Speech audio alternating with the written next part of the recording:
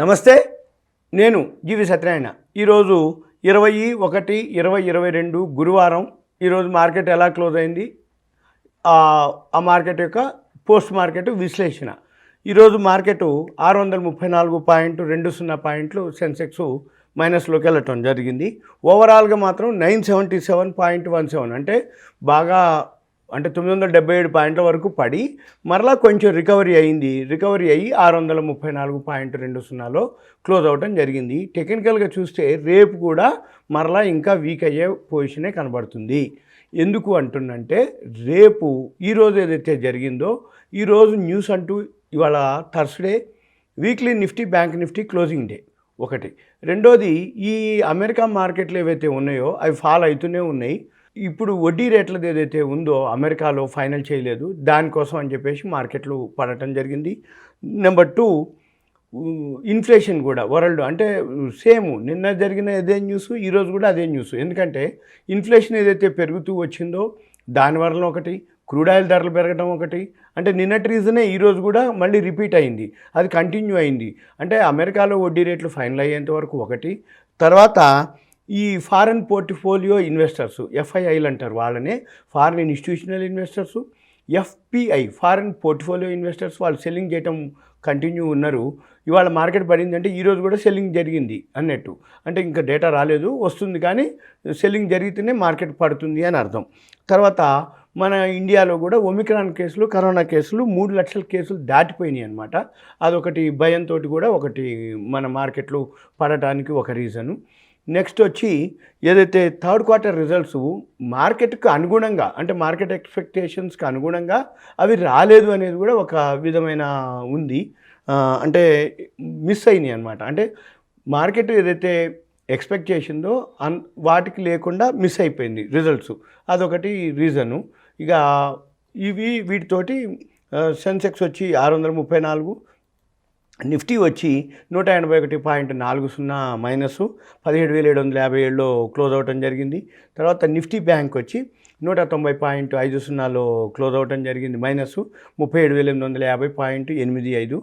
మనకి ఈ ఎన్ఎస్సిలో ఏవైతే ఉన్నాయో మన నిఫ్టీ 50లో 15 పాజిటివ్, 35 నెగిటివ్ 50 కంపెనీల్లో.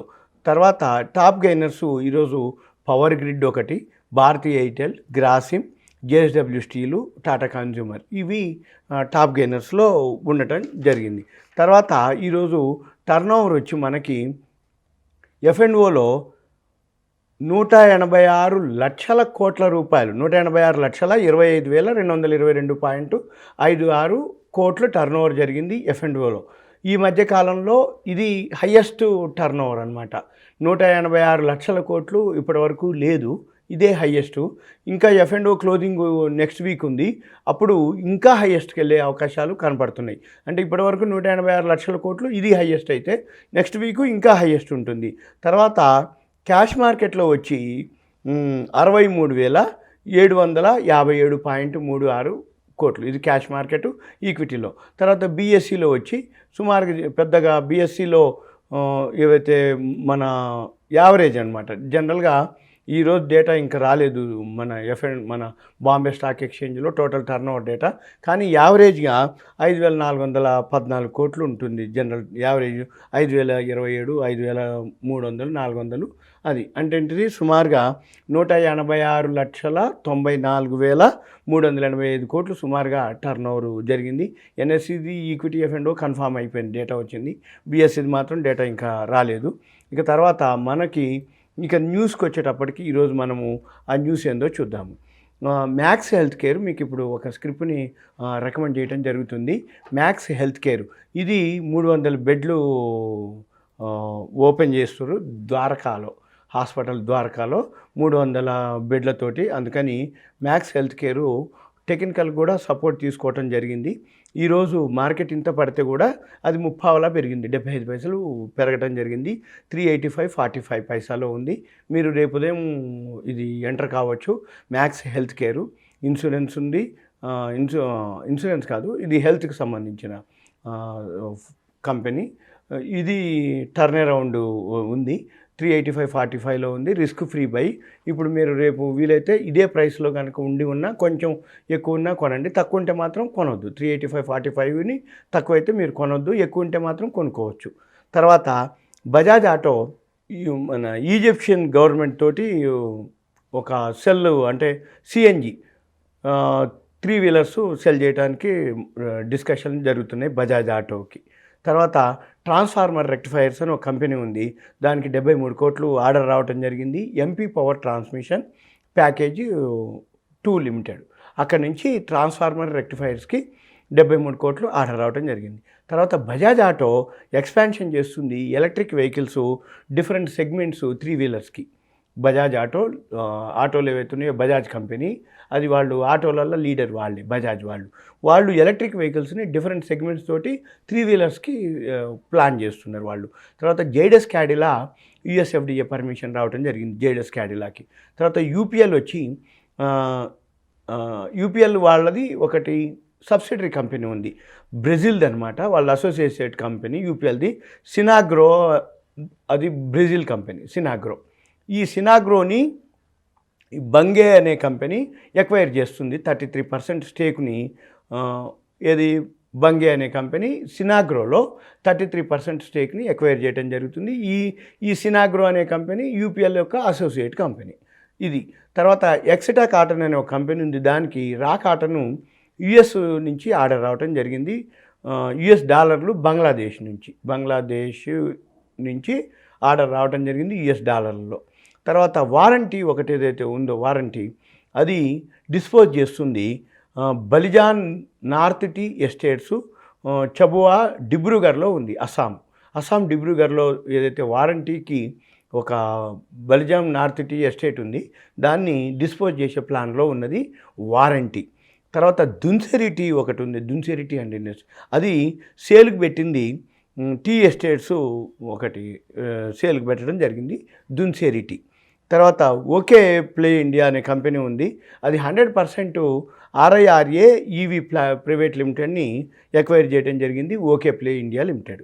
తర్వాత హై ఎనర్జీ బ్యాటరీస్ ఒక కంపెనీ ఉంది, ఆ హై ఎనర్జీ బ్యాటరీస్ స్ప్లిట్టింగ్ చేస్తుంది, అది బోర్డు మీటింగు ఫిబ్రవరి 5వ తారీఖు ఉంది. తర్వాత ఎలయన్స్ ఇంటిగ్రేటెడ్ మెటాలిక్స్ ఉంది, అది కూడా స్ప్లిట్టింగ్ జరుగుతుంది, బోర్డు మీటింగ్ వచ్చి ఫిబ్రవరి 4th ఉంది అది మీటింగు. తర్వాత ఎల్ఎన్టీ ఇన్ఫోటెక్ మెర్జ్ చేసుకుంటుంది 3 కంపెనీలని, ఎల్ఎన్టీ ఇన్ఫోటెక్ ఎల్ఎన్టీ గ్రూపు, ఎల్ఎన్టీ గ్రూప్లో ఉన్నటువంటిది LNT group, LNT Infotech, LNT finance, ఇంకా 2-3 ఉన్నాయి ఎల్ఎన్టీ వాళ్ళవి. ఇది ఎల్ఎన్టీ ఏదైతే ఇన్ఫోటెక్ ఉందో అది మెర్జ్ చేసుకుంటుంది 3 కంపెనీలని. ఆ 3 కంపెనీలు ఏంటంటే పవరప్ క్లౌడ్ టెక్నాలజీస్ ప్రైవేట్ లిమిటెడ్ అనే ఒక కంపెనీని, పవరప్ క్లౌడ్ టెక్నాలజీస్ ప్రైవేట్ లిమిటెడ్ ఒక కంపెనీ, తర్వాత లింబే సొల్యూషన్స్ ప్రైవేట్ లిమిటెడ్ అని 2వ కంపెనీ, కులాజిక్ టెక్నాలజీస్ లిమిటెడ్ అని ప్రైవేట్ లిమిటెడ్ అని 3 కంపెనీలని ఎల్ఎన్టీ ఇన్ఫోటెక్ మెర్జ్ చేసుకుంటుంది, కలిపేసుకుంటుంది. అంటే ఏంది, ఎల్ఎన్టీ ఇన్ఫోటెక్ తగ్గితే కొనుక్కోమని అర్థం. ఎందుకంటే ఈ 3 కంపెనీలు మెర్జ్ అయిపోతే ఎల్ఎన్టీ ఇన్ఫోటెక్కి ఏదైతే ఆ 3 కంపెనీలు సంపాదించిన ప్రాఫిట్ కానీ ఏదైతే ఉందో అదంతా ఎల్ఎన్టీ ఇన్ఫోటెక్కే వర్తిస్తుంది తర్వాత రోజుల్లో. అందుకోసం ఎల్ఎన్టీ ఇన్ఫోటెక్ తగ్గితే కొనుక్కోమని అర్థం. తర్వాత ఇక మారుతి సుజుకి ఏదైతే ఉందో అది కూడా స్ప్లిట్టింగ్ చేస్తుంది. బోర్డు మీటింగ్ 24వ తారీఖు, బోర్డు మీటింగ్ 24 జనవరి బోర్డు మీటింగ్ ఉంది. తర్వాత టాటా